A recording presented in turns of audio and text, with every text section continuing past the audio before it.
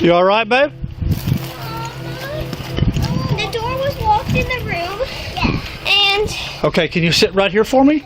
These are the two daughters of 28-year-old Ashley Fish. In just a few seconds, they're going to lead the officer to their mother's lifeless body inside the bathroom.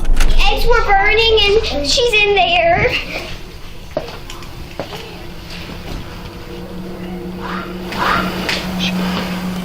And as the oldest daughter bravely guides her siblings to safety, police are still unsure whether this was self-inflicted or if there's a killer on the loose. But they'd eventually discover that Ashley's killer is closer to home than anybody expected, pulling investigators into one of the most tragic domestic dispute cases the state of Louisiana has ever seen. Is she alive? No, she's not. They're young? Yeah, he done a number on her, that's for sure. I wanted him to leave. Get out there. Leave the girls alone. I said I'd just shoot you. I don't even know. We've created a GoFundMe for these children, starting with a $10,000 donation of our own. If you'd like to help, more details are in the description. On a quiet April evening in the small city of DeRidder, Louisiana, police receive a terrifying 911 call. But what would shock the dispatcher is the eerie calmness of the caller. 911, where's your emergency? Hi, I need to report a crime. Okay, what's the address? 265 Northridge Drive, in DeRidder, Louisiana. Stay on the line while I get through to please hold with us. Thank you. At this moment, the caller hangs up, leaving officers worried he might be in immediate danger. Officer Josh Stanford rushes to the reported address, unaware that he's only moments away from discovering a scene more disturbing than he could ever imagine.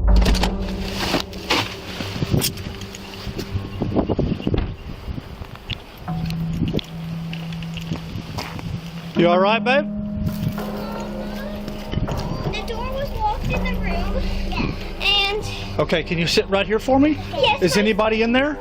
No. My sisters are inside right there. Yeah. Okay. And we got my mommy. The eggs were burning and she's in there. Yeah. Okay, y'all come in here. Come right here. No, I don't want to go. Come here. Stay in here. Stay in here.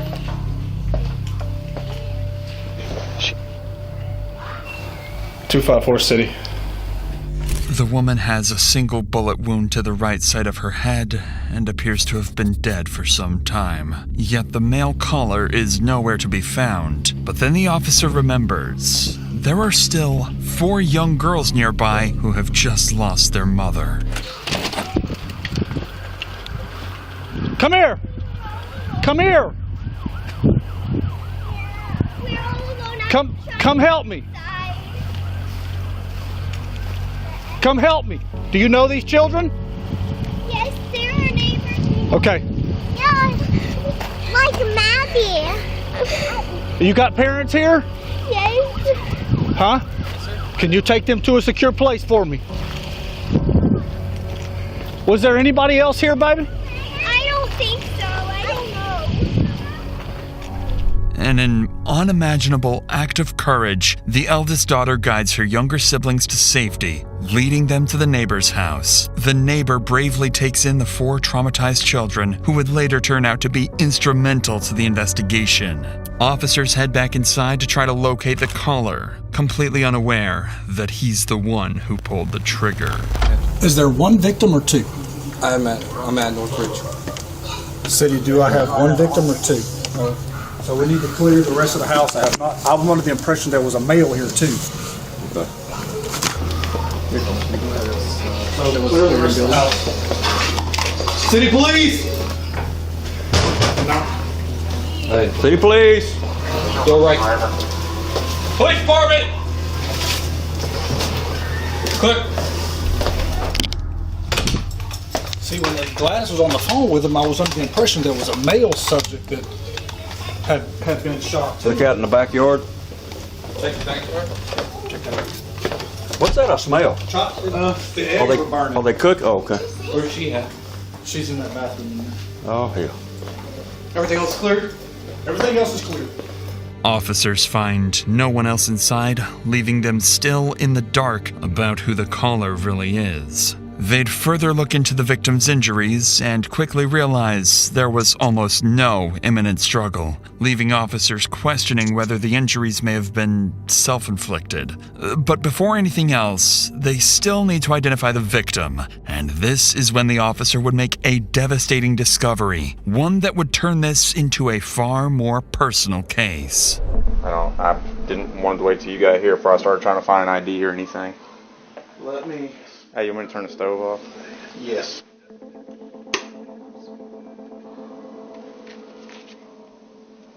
Ashley Fish.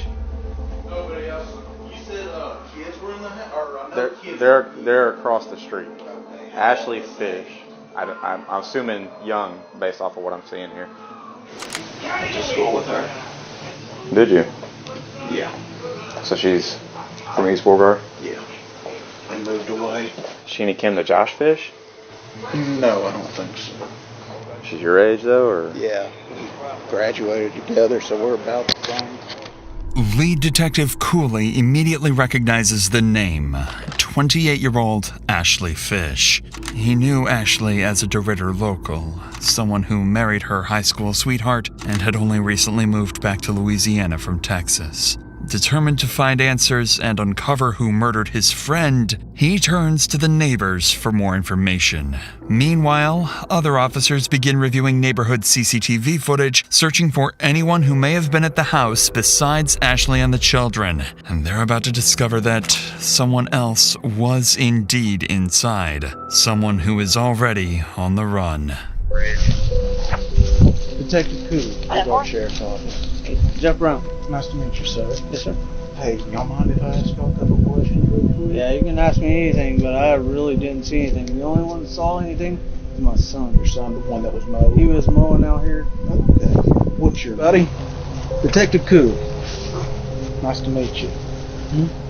Heard you kind of saw some stuff, just a little bit. Not much, but you seen some, something happen next door? Well, I was just mowing a lawn, and then I saw, like, the car of the owner or whatever leave. Lining up with what the boys saw, another neighbor offers ring camera footage showing a black truck leaving Ashley's house just minutes before the 911 call. Desperate to learn who was driving that truck, officers turn to the next neighbor, unaware they're about to speak with the victim's best friend and is someone who knows exactly who the driver is. What's that? The girls are at my house. Can you tell us what's going on? It's not good. Is she alive? No, she's not. Was she shot? Yes. She was out here earlier when about 5 o'clock or so. I saw her out here. Everything seemed fine. There was a truck. She had a significant other. She was going through a divorce, and they're legally separated. But he was here. The black truck was here. Yes, ma'am. Do you think he shot her? Well, I can't tell you a whole lot. I got it. So as long as the children are safe with you for now, we'll take care of it from there. As far as I know, her. Gosh, I'm assuming that it was Tyler was the person that was here. I don't know if that was his truck. He usually drives a black truck. And then her husband's name is John Fish. She would go on to identify their main suspect as 34-year-old Tyler Durachowski, Ashley's new boyfriend. Detectives immediately begin digging into his history, gathering anything they can find, and working to locate him as quickly as possible. But just as they're about to begin the manhunt, another 911 call comes in, and it's from the killer himself. Hi, I need to turn myself in to the police. Okay. I don't know how to do this. Are you wanted? Do you have an active warrant? No, I just committed a crime. Okay, what crime did you commit? I shot somebody. Okay, where are you located? I'm at Burke's Outlet in DeRitter. I'm in the parking lot, and I just am going to wait here to get picked up. Okay, who did you shoot? A woman. Okay, what is her name? Ashley Fish. Officers rush to the address he gave, an empty parking lot. Still baffled as to why he confessed and why it took him so long to come forward. Knowing he likely killed a woman in front of her children, they brace themselves, fully expecting anything to go wrong at any moment, or even an ambush. The suspect is going to be in Burke's parking lot.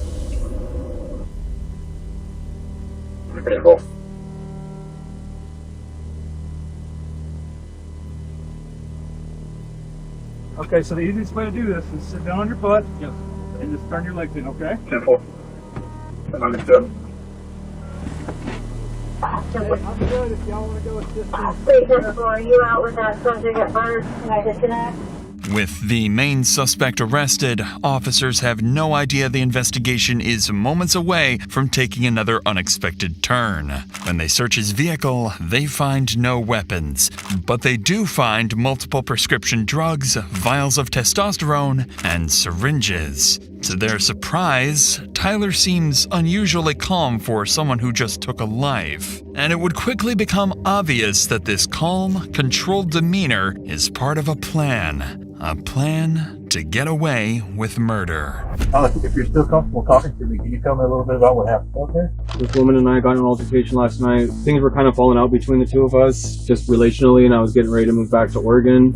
So she pulled out, she had a gun in her drawer. She loaded it and was pointing it at me, and we started fighting, and it went off.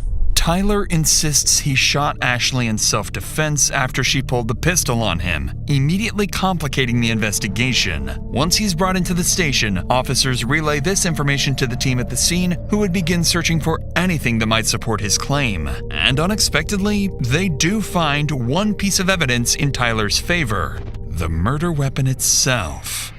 Here's what I've got right now. I know you got a lot of information coming in.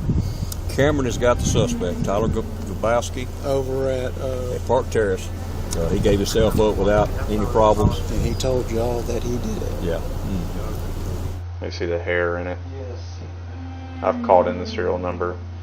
It's going to be a Smith & Wesson. She's been here for a minute? If I had to guess, I mean, 'cause she's still having some coming out of the wound. She's still pretty warm. And if I had to guess, I'd say it's been between 45 minutes and an hour and 20. Well, that sitting right there? Yes. Alright. So once they run the script, we'll be back out and we'll get a search warrant. Is that 40 caliber? Detectives still find no evidence of a struggle, but they do discover something unexpected. After running the gun's serial number, it comes back not to Tyler, but to Ashley herself, meaning his version of events may not be entirely false. And with that, investigators begin to grasp just how little physical evidence actually ties Tyler to the shooting. They then finish processing the scene, send Ashley's body for autopsy, and her phone for forensic examiners to be unlocked. Shortly afterwards, the grandparents arrive at the scene to pick up the 4 traumatized children into their care. It's at this point that it becomes clear. The oldest daughter witnessed something she will wish she never had. I've got some grapes and some strawberries. Yummy. Yummy. Are y'all hungry? The one you want to talk to is Riley. Yeah, she supposedly told my wife that she saw something and she didn't want to talk about it. I know. Hey, my babies. Hey. Pop off. Bye-bye. Hey, baby. Here, I'm going to pick you up. Bye, Alexis. This brings a small sense of relief to the officers, knowing the children are finally away from the horrors inside. But now comes the most difficult part: calling Ashley's ex-husband, John, and informing him that she is dead. Lead Detective Cooley asks John to come to the station for questioning as soon as possible, and while Tyler anxiously waits for his chance to speak, detectives make a deliberate decision to start with John instead. But the longer Tyler waits, the more agitated he becomes, and by the time they will finally sit down with him, he will snap. I've never had someone do that to me. I've never had someone get that mad at me that they load a f***ing weapon. 1 hour after Ashley's deceased body was discovered, John arrives at the station. John explains that he and Ashley were together for over a decade. They had their first child young and went on to raise 4 beautiful daughters. For the detective, one question matters most. What does John think of Tyler? Is he capable of hurting Ashley, or was he simply in the wrong place at the wrong time? But before that, something else weighs heavily on John. He still has to explain to his daughters why they will never hear their mother's voice again. just want to let them know that she's no longer with us. Mom's no longer with us, you know. She's an angel now. Yeah. The 6-year-old and the 4-year-old, they don't really know. They're kind of like, oh, she's an angel. They're going to talk a little bit about it, and they're more concerned about how she's flying and everything, you know. Right. I don't know what she's seen or not, but that's got me real bent out of shape, you know. On that devastating note, the detective would shift the conversation to the final moments leading up to Ashley's death. Tragically, Ashley seemed to sense that Tyler might harm her, and just moments before she died, she would make her final cry for help. When I see that, he's calling, what runs through my head, and it's great. We got some bull crap. We got some bull crap. They're in some kind of argument, and they're trying to drag me into this, and I don't want to be part of y'all's drama. I don't want to be part of y'all's drama. Nothing in the past has ever felt like there was anybody in danger. Talking to my kids, kids never tell me anything's going bad around the house, so I'm not really feeling too in it. And through all this time, you know, I text back, I'm not trying to get in y'all's drama. That's when she texts, he won't leave, I know. As soon as I got that, when I actually looked and seen that he's not leaving, I called. And she's like, hello. And the first thing I go, what's going on? He's mad because he's got to leave. I said, are my kids okay? Are my kids safe? She said, yes. Because I was a little concerned, but I wasn't like super. I'm just ready for him to leave, like, hung up. And then I texted her, said, talk to my kids, please, at 6:55. I just couldn't get a hold of her, and I was like, this is weird. This is just, you know, it was just odd. This is the moment. At 6:55 p.m., John lost all contact with Ashley, and with it, the hope of ever rebuilding a future with her. Shortly thereafter, Detective Cooley wraps up his interview with John, who has made one thing clear. Ashley was a loving mother, incapable of harming anyone, and she deserves justice. Still not ready to begin Tyler's interrogation, fully aware that physical evidence against him is alarmingly weak, the detective instead brings in Ashley's other relatives to give their statements, hoping to better understand Tyler's character and whether he truly is a cold-blooded murderer. And it doesn't take long for one thing to become clear. Every one of them deeply distrusted Tyler, to the point of even threatening his life, fearing he might one day snap and hurt Ashley. You know, I did threaten him. You know, I wanted him to leave. Get out there, leave the girls alone. You know, I said I'd just shoot you, you know, but I didn't, you know. And I went home, and my wife and my daughter, you know, they talked some sense into, you know, but I mean, thoughts crossed my mind hundreds of times now, you know. If I'd have carried that out, I know it's bad, but they'd had the mama. He's there, and he comes out, and I think he shook my hand, and I'm like, you know, hey Tyler, nice to meet you and whatnot. And he just goes straight in the door and picks up Ashley's guitar and goes and hikes his leg up on the damn trampoline and starts looking at the moon and playing guitar. And I'm like, Ashley, what the f*** is he doing? Can we just go inside? I don't want to hear this prick playing or something, you know, just something. He stops and he come over there to pull us apart, and I just rear back and punched him in the side of the head. And I had told her, he needs to go. You know, you need to get this done and get it done. Get him on the road. You know, last couple of weeks she told me she had made her decision. He did have to go, and this time it was for good. She said, I will be alone. And then this other guy, and I talked with my wife about it. I said, I don't understand why somebody that supposedly has got their living already set, you know, they ain't even got to work for a living, to start seeing somebody that has 4 kids. He has no kids. I said, the only thing I can think of is maybe he's a damn I said, that sounds suspicious to me, you know? Yes. It quickly becomes clear to the detective that Ashley's relatives all wish she had stayed with John instead of Tyler, a walking red flag fully capable of snapping at any moment. But everything else investigators have is still circumstantial. Still, there's hope. Police did find some concerning items in his car. Multiple anabolic drugs known to affect mood, judgment, and irritability. However, even with these findings, detectives are grasping at straws. Yet, with time slipping away, Detective Cooley knows he can't wait any longer. It's time to come face to face with their killer, who, by this point, has been waiting for hours, growing increasingly impatient to speak. With the right lawyer, he has a real chance to walk free. Without one, a single wrong word could now cost him his freedom for life. And for Detective Cooley, this isn't just another case. Ashley was his friend, someone he had known for years. Now he has to sit across from the man who has already confessed to killing her. Okay, if I record, it's just help me keep everything in track. So my biggest thing is I want to know who you are, because that's very important. We need to know who Ashley is. That's very important.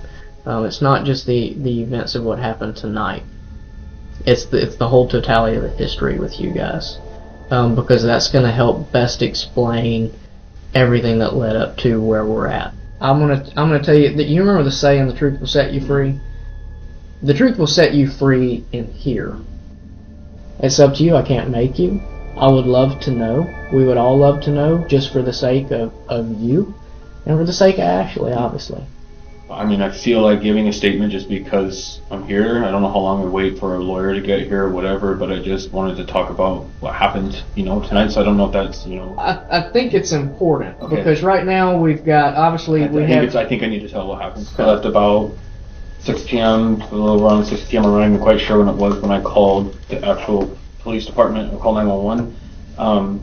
What I had left it as, there were 4 children in the house and a woman. From the outset, detectives suspect Tyler has a plan, and that turning himself in may have been his first step in trying to appear more innocent. And as the interrogation unfolds, that plan becomes crystal clear. Everything that happened that night was, according to him, Ashley's fault. The woman and I had an altercation with a loaded weapon, and she has a bullet in her head. Never initiated violent contact on her like that. I'm not the one that pulled the gun. I don't have the gun. I don't want the gun. I don't want to in disputes with a gun. No intention to shoot Ashley. No. I've never had. I don't want to take a mother away from her 4 kids. That's not my thing. I close the door. I lock that bedroom door to the bedroom so the kids don't go in there. I had emptied out the gun. It was empty, and I left it there, and I went out. I didn't know what the fuck to do. I'm sorry. I wasn't perfect. The kids were there. There's a 9-year-old there that's really responsible and was watching the kids. The neighbors were outside across the street, or I had seen neighbors outside at one point across the street. I felt like I just needed to go and be like, this just happened. So I drove to the parking lot down the street and just called 911. In Tyler's own words, the shooting was merely an altercation. But what stands out even more is how he refers to Ashley only as a woman, never as his partner or ex. Up until this point, Tyler has not shown any emotion when talking about Ashley, but detectives can sense something beneath the surface. Tyler avoids eye contact. He rambles, fidgets, and appears restless, almost like he's on the verge of a breakdown. And the moment detectives ask about Ashley's children, Tyler would finally crack. And she's got how many kids? 4 kids. 4. That's what yes. I was told. Yes. Okay. Do you know their names and ages? Yes. Yeah. Emma's 2. Josie's 4. Lexi is 6, and Riley is 9. Okay. Were they all at the house tonight? Yes. Okay. This is the first real emotion detectives have seen, but they needed to determine whether this is genuine guilt, a calculated tactic, or emotional instability tied to his anabolic substance abuse. Aware that Tyler could shut down the interview at any moment, Detective Cooley grows more cautious, so he starts carefully probing Tyler about any problems in his relationship with Ashley, and this is when Tyler would slip up. I was married for 5 years, and I felt like a man of honor, and I had a ring on, and I was proud of it. I was proud to be married. I was proud to be a good husband, and I fell into this weird relationship that I never wanted, to be in. I've never wanted to be a part of, and I just went down this road that I just kind of felt like I could never escape from. It was like drowning in it, So I'm just like I was able to divorce in Oregon, it went through in just a couple months, and it was finalized and it was done. Her thing has been a year. Right. It takes a year for them to do the separation process and everything, and So we've just been kind of in that Yeah. whirlwind of back and forth with everything and stuff. And I've thought about leaving multiple times. I've wanted to leave multiple times just because it's kind of too much to just take, being like, am I taking this woman away from, am I taking this man away from 4 kids, like his 4 kids, whatever. I just have felt I felt a lot of guilt in my life in this relationship. According to Tyler, he felt guilty and was planning to walk away from the relationship. But detectives already know this isn't true. Ashley's ex-husband has already shown investigators messages in which she repeatedly complained that Tyler refused to leave. Additionally, detectives uncovered love letters exchanged between Tyler and his ex-wife, proof he wasn't trapped at all. To my love, by the time you see this letter, you're miles away from me. Don't be mad. I hid one last love letter in your things. You defeated the world to get to me. I'm never going to forget about you. Don't forget about me. I hope you're ready for when we meet again. It's clear to the detectives that Tyler left his marriage by choice and could have gone back at any moment. So Detective Cooley would push further into the dynamics of their relationship, asking whether things had ever turned abusive. It's at this moment that Tyler's mask would slip, revealing a deep insecurity about his masculinity and a resentment towards Ashley he could no longer hide. Has it ever become physical? Has she ever hit you, struck you, kicked you, slapped you? Slapped. A couple times, just kind of slap with things, shoes or something like that. She's hit me with like shoes and stuff. Out of anger? Frustration, yeah. She hit you hard? I mean, just like I don't want to sound like a, I mean, she just slapped me with her like slippers. You know? We're talking about it's kind of like that across when she was mad about something, yeah. Okay. So, like the way I picture is like if my wife's agitated with me or aggravated with me, she pops me with something. Yeah. Are we saying something like that, or are we saying she aggressively like you? No, pops you with something. I'm saying middle ground of that, just kind of like pissed about something, but just that's how she's reacting to it. But she wasn't like overly like. I'd never seen a level of aggression to this point with the gun. I don't know where that came from. I have no idea. I've never seen her do anything, pull any shit like that ever. I didn't even know she could. But now, Tyler would inadvertently reveal something far more disturbing about himself. As part of their custody agreement, Ashley wasn't allowed to have anyone stay overnight, including Tyler, a rule he knew very well. And as soon as their relationship began to fall apart, Tyler's first instinct was to expose that violation to her ex-husband, knowing full well it would cost Ashley custody of her children. And so our relationship was really falling out here, and I threatened to tell him the truth when I was getting ready to leave. I was going to call her husband and be like, I've been spending the night here. I don't know what legal ramifications it's going to have for you guys in your life and your world. I've been in this relationship with you. This relationship has hurt me in a lot of ways. I've sacrificed a lot of things. And for me to go and have closure, I think that like I'm just going to let John know the whole truth, that he deserves to know the truth. And I'm sorry. It was kind of an ugly ending for both of us, this woman and I. Tyler has just shown how quickly he can retaliate and how easily he could justify harming Ashley whenever he felt the need to do so. But according to Tyler, what happened next wasn't just another argument. He claims Ashley suddenly escalated the situation to a deadly level by pulling a gun on him. She has a loaded gun, or she has a gun in her drawer next to the bed, and I was in the bedroom talking with her, and she loaded her gun and cocked it back and basically told me that she wasn't going to let me call and tell. And so this just went to like 1,000, like 0 to 1,000 in like one blink of an eye. I'm like in the bedroom talking with her, having a normal conversation, and she's like loading a gun in front of my face, and she has a pistol. Like literally packing some stuff, putting some stuff in the drawers. I wasn't doing shit. I didn't hit her. I wasn't like fighting her or anything. I was just talking. And she like loaded her gun and was pointing at me. I just know that like that's where that started from. And I'm not saying that to do some dig myself in the grave, like, oh, the past, he never saw it happen and now she did it. That sounds like bullshit. No, she did it though. I'm a man. I'm a lot stronger than her. I was aggressive, but it was like, she's shot that gun before. She knows what the fuck she's doing with that. I don't shoot guns. I didn't barely shot a gun in my life. And so the whole way it happened, I feel like for me, I didn't mean to do anything. I didn't mean for her to do anything. It was like basically felt like it was like just fighting for my life, and I feel like it was like this is how it ended.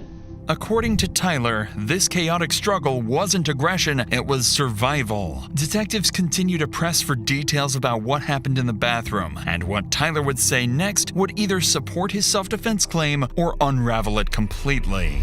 Okay, how long from the time she came into the bathroom to where it escalated to the point she gets shot? Talking about seconds or minutes? 2 minutes probably. Talk to me Just about struggling. those 2 minutes. Talk Just to me fighting, about trying to. It's a combination of talking, moving the gun around each other. It's just like I'm trying to grab her. I'm trying to hold on to her. It's just like it was just felt like it was like fight for survival. I don't know what was going on. I felt like she was going to kill me. So at no point you stripped the gun from her and had the gun in your hand totally? Not until it was over. Not until she was on the ground. Were you on top? Was she on top? Behind. You were behind. Behind, like kind of like this, like kind of trying to do like a chokehold shit thing or something. She was like trying to get the gun to me, so it was just in our general facial areas. Okay. After the shot, what happens? I don't even know. I stood there and I couldn't believe what the fuck happened. And the first thing I thought of was, I have to call somebody. I have to get someone here. I have to stand up for what I've done. Tyler is becoming increasingly more agitated, forcing detectives to call a short break, concerned that pushing any further would cause him to shut down completely. But the moment they step outside the interrogation room, everything changes. New evidence comes in, and it directly contradicts Tyler's story. Tyler claims Ashley had the gun in her hand and they were fighting over the weapon. But when Ashley's body was discovered, her phone was still in her right hand, her dominant hand, meaning she hadn't been holding a weapon in the moments before she was shot. Then came the most damning detail.